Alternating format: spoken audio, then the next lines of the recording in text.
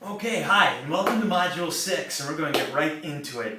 The cell phones, the texting, the disruptions those produce and the distractions those create, and what are some ways that we can solve that and try and eliminate it, or at least reduce it, so that we can get through our lesson. Well, action step 1, of course, is as soon as you see it, get on them with that principle right away.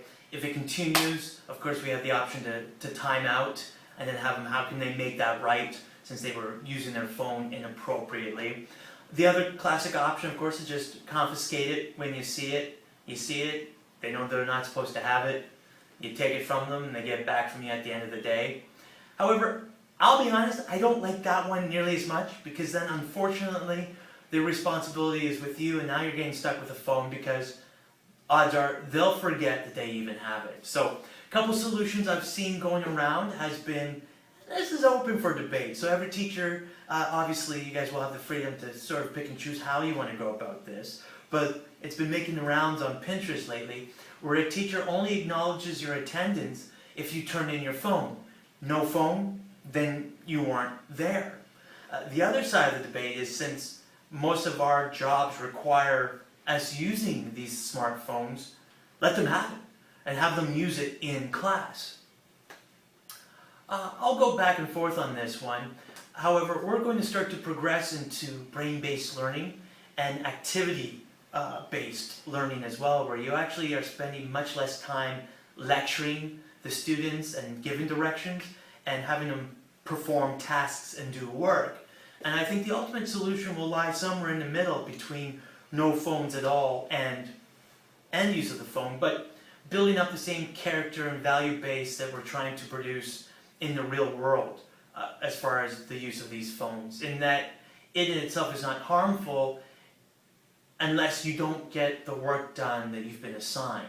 So if you allow these as distractions to interfere with your work, that's the problem. And then they just simply get graded accordingly. Do we like that the phones are there? Of course not.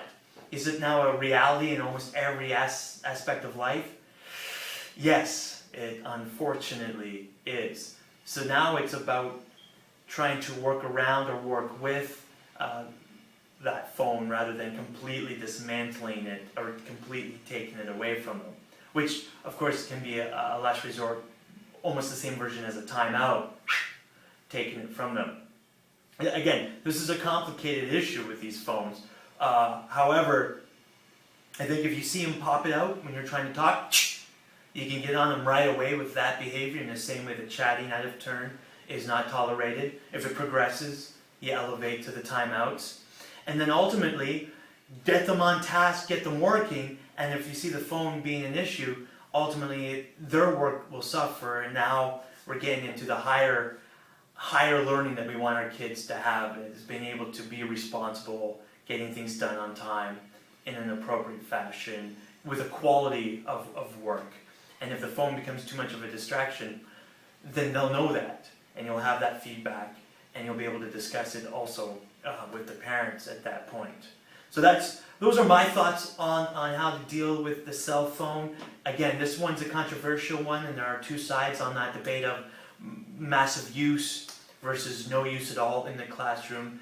I think it lies somewhere in the middle, in that, of course, when you are given directions, you get them for it, and have them stop right away and put that phone away, and you just move that out of his hands, and that very quickly, they know what they're doing. That phone will disappear pretty quickly.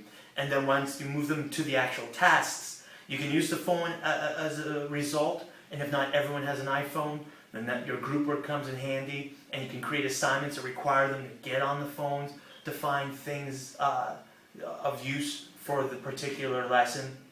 And then ultimately, one of the greatest skill sets now modern kids are going to have to learn is managing the distraction with getting work done. And then that's where we'll come in. They have X amount of work that needs to be done. Don't let the phone keep you from getting it done in a timely manner. Alright, so in Module 7 we're going to talk about brain-based learning. And we're going to make the shift now from the hard skills going into what I like to call the soft skills, in being able to turn these classes around into just an environment that oozes of positivity and fun and being able to build great rapport with your students. I'll see you there.